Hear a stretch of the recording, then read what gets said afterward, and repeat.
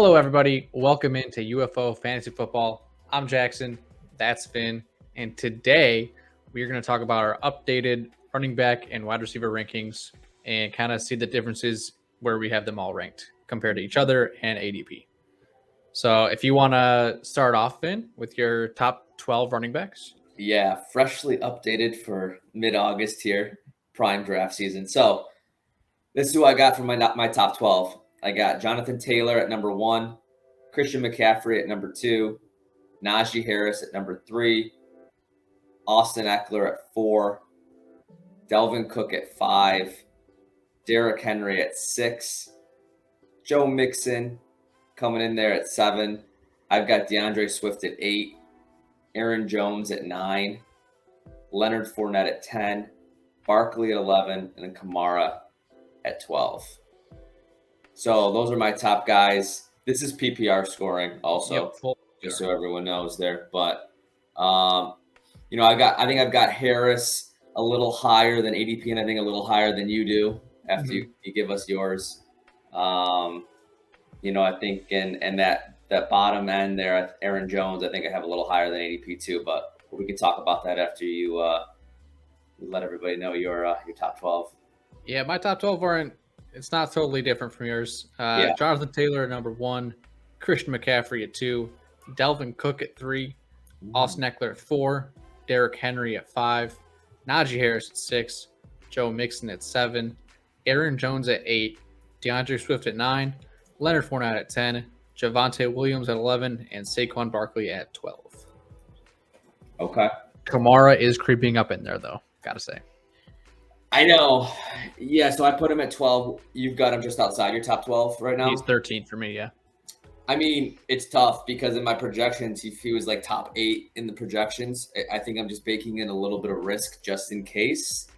That's kind of where I'm at. I did one best ball where I got him at the bottom of the 3rd round. So, wow. I got a best ball where I started off with Harris, Swift, and Kamara.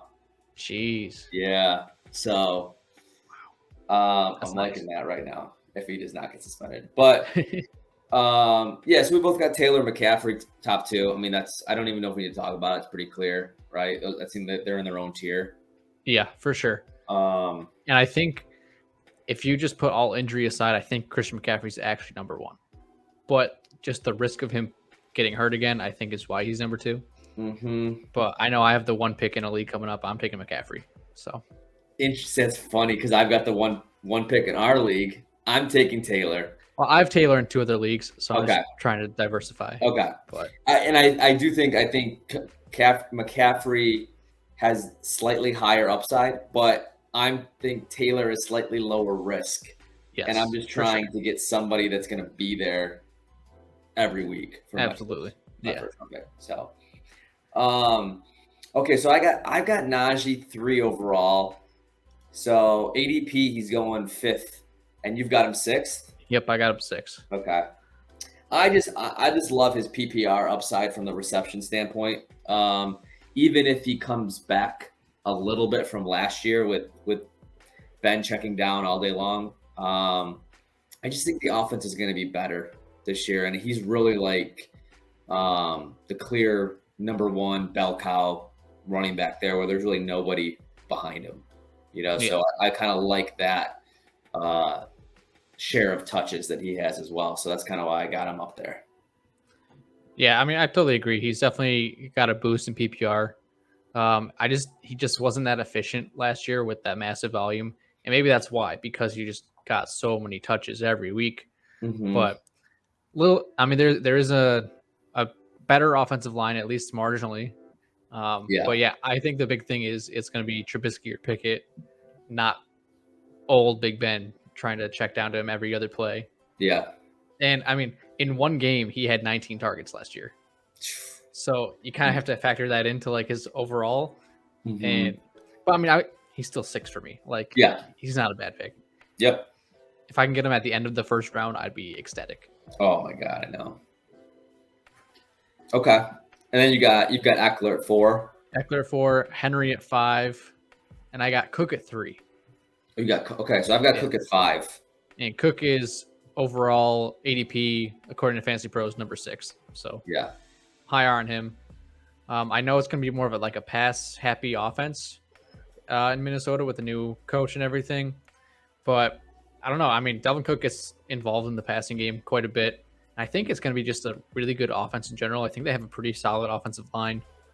And I mean, unless the backfield's all his too. Like Madison really only plays a factor when he's hurt. So it's just all his. Yeah.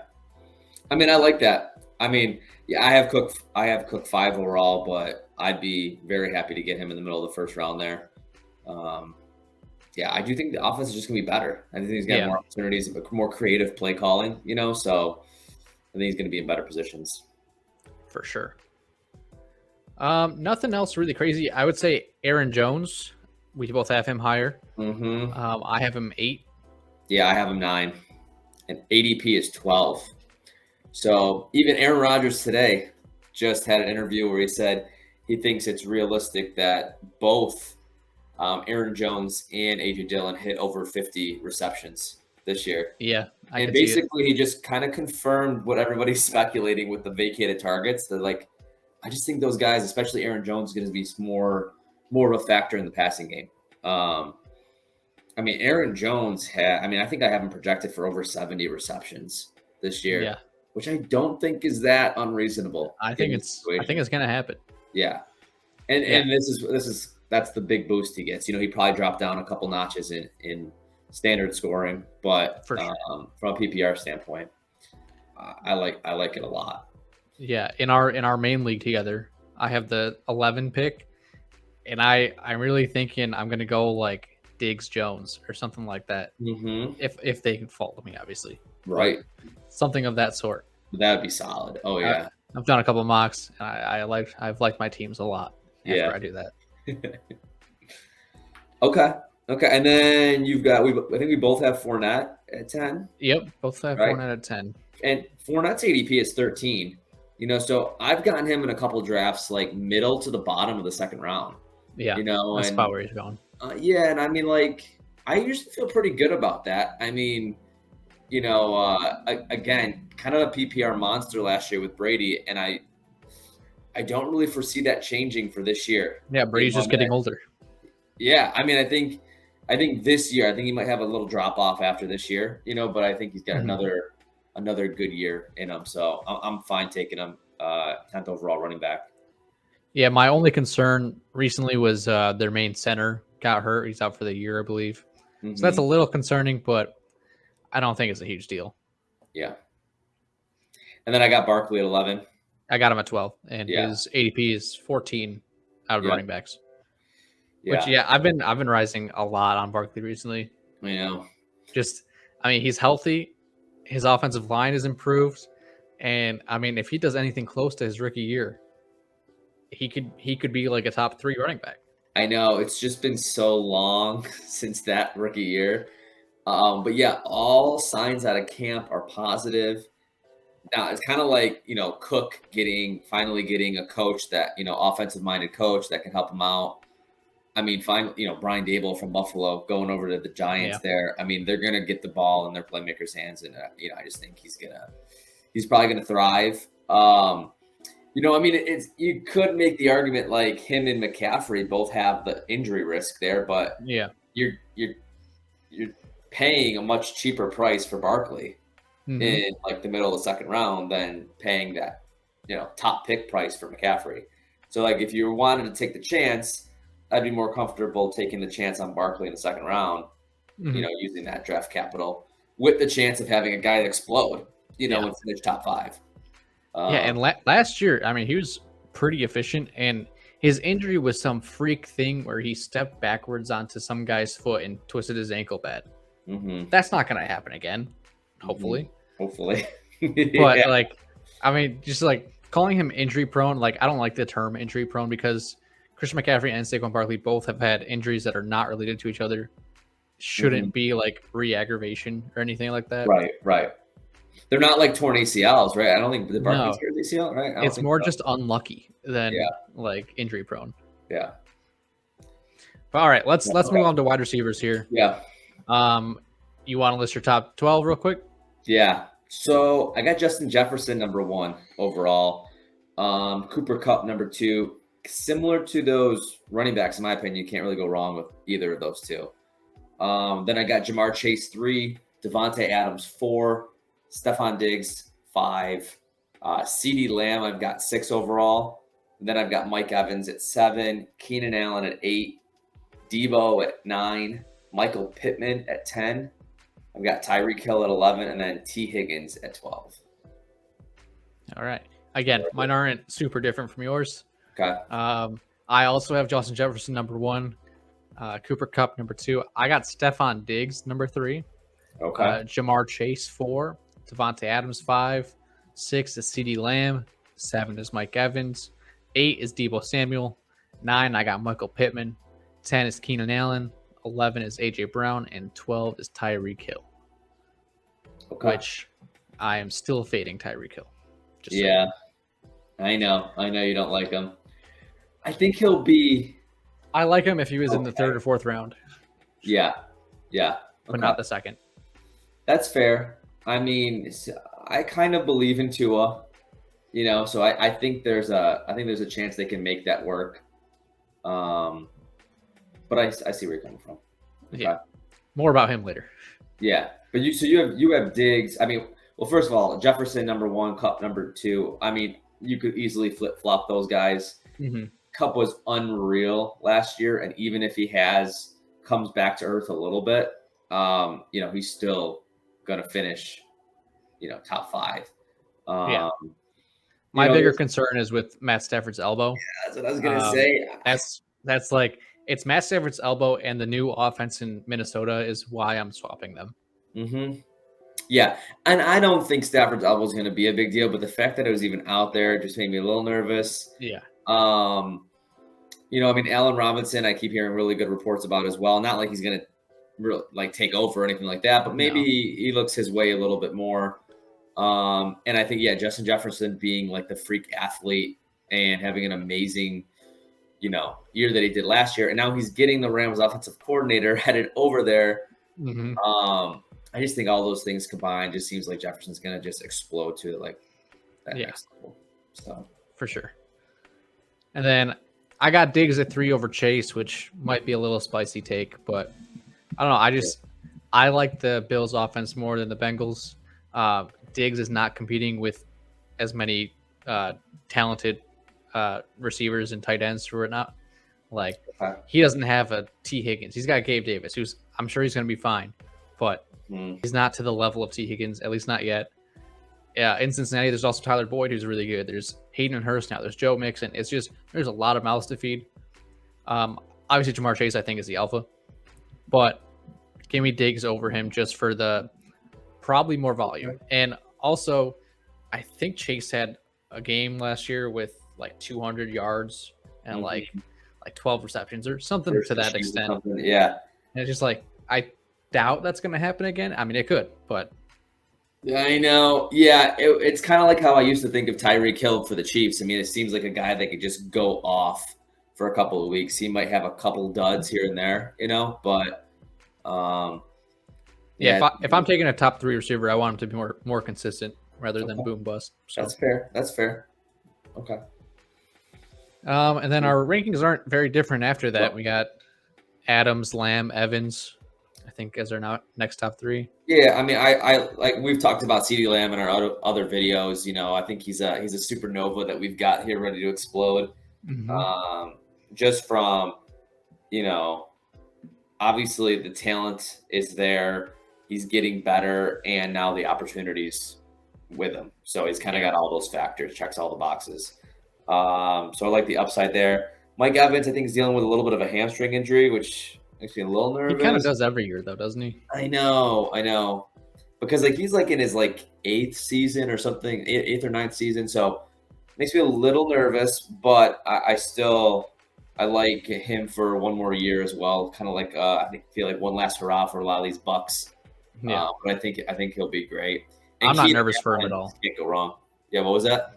I'm not nervous for Mike Evans at all. Okay. I think he'll be fine. All right. I'm hoping to get Mike Evans and Keenan Allen at the turn. in our league. It's When I definitely get possible. 2-3, I would consider doing something like that, like Jonathan Taylor, and then taking Edmonds and Allen, just to lock up that receiving core. We both like Pittman. Again, another guy, another supernova that we like here. At 10, I've got him ranked 10. I got him at 9. Yeah. So ADP is 13. So yeah, I think he's going like late third.